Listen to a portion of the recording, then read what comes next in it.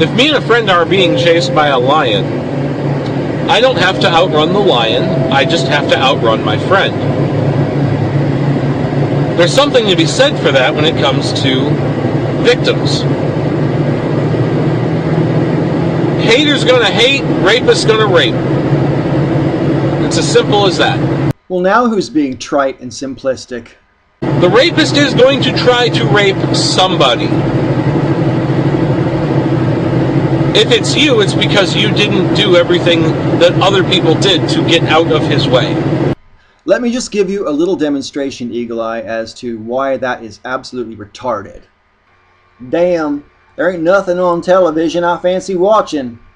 Guess I'll go out and rape someone, otherwise I'm just gonna sit around bored all night. Yeah, I fancy me a bits of rape, I do. So when the lion pounced on the herd and everyone scattered and ran, you were the one left behind that was easy to take down. Because you didn't make yourself less of an attractive target.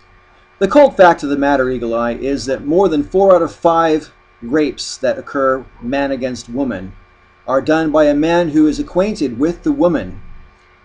From the man's point of view, it may or may not have been premeditated. From the woman's point of view, it's probably not predictable. In other words, it probably is a man that she knows and trusts.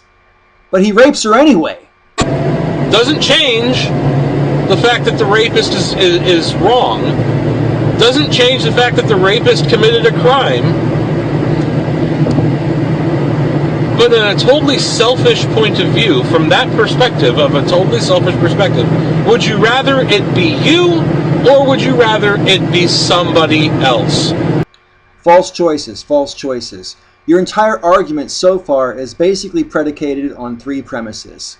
Premise number 1, that rape is likely and or predictable.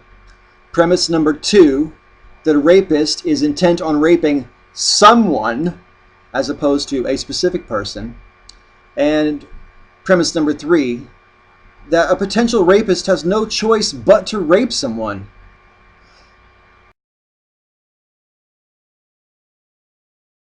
See, the part of the narrative that I just don't agree with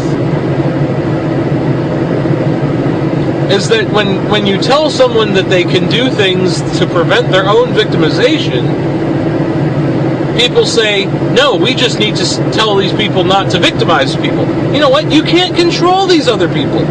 You have no control over what they do. You do have control over yourself. Pure hypocrisy, dude. You'd rather tell people to control their behavior so they don't become victims, rather than tell people to control their behavior so they don't become rapists? That's asinine! You can't control what other people do. People will try to victimize you. So it makes sense, it is smart to take appropriate precautions. Well, finally, there we can agree on something. But I have to point out that precaution is not the same thing as prevention. You're a rape apologist. No one is responsible for the rape except the rapist, period. End of story. No, I'm sorry, that's just not true. Yet you make no argument as to why it's not true. Zero, zip, nada, zilch, nil, nothing, no argument at all. You conflate precaution with prevention, and you seem oblivious to the fact that despite all precautions a person might take to avoid being raped, rape might still be unavoidable, unpredictable, unpreventable. Who is the victim of a rape before the rape happens? Answer: nobody, because the rape hasn't happened yet. There is no victim yet. And because there is no victim yet, telling someone to do something to prevent themselves from becoming a victim in the first place isn't blaming the victim. Such semantics ought to be beneath you, Eagle Eye. What you just said is true on the face of it, but quite frankly, it's irrelevant. You're basically preemptively blaming someone, setting them up to blame themselves should they become a victim.